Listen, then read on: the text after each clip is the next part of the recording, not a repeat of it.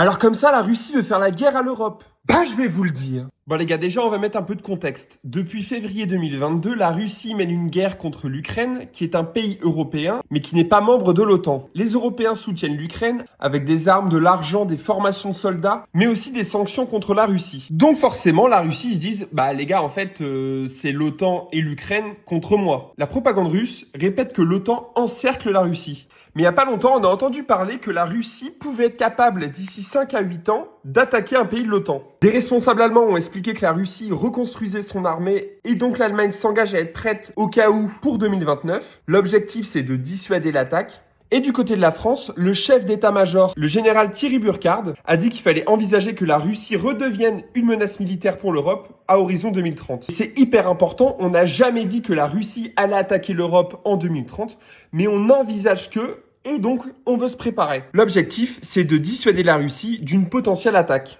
Et depuis 2024, Emmanuel Macron choque un peu dans sa décision stratégique puisqu'il choisit la stratégie d'ambiguïté. Je m'explique. Emmanuel Macron soutient l'Ukraine. Cependant, il veut pas d'une guerre directe avec l'OTAN et la Russie, mais il assume totalement que l'Europe ne se laissera pas faire en cas d'attaque de la Russie. Et on dit que c'est ambigu parce que il donne les moyens à l'Ukraine de se battre, mais en même temps refuse que son pays se batte. Donc c'est ambigu, on comprend pas trop le positionnement.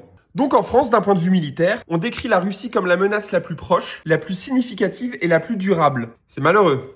Et le chef d'état-major a dit que la France devait se préparer à un conflit de haute intensité. Donc le gouvernement a lancé une grosse hausse du budget de la défense. On est à plus de 400 milliards d'euros de dépenses militaires jusqu'en 2030. Et aussi, il y a le scénario de il faut se préparer au pire, donc en mode service militaire pas obligatoire, le guide de survie tous responsables pour préparer la population à une crise majeure. Mais là, tout le monde veut se préparer, donc forcément, qu'est-ce qui se passe? L'UE et l'OTAN préparent ça ensemble et ils envoient un message clair. Si la Russie touche un pays de l'OTAN, on doit répondre.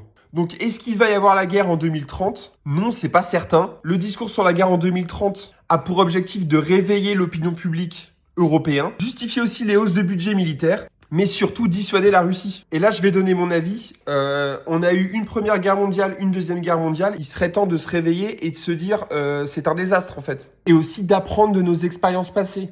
Donc, trouver des solutions. Moi, je suis pour la paix, j'ai envie de me battre contre personne.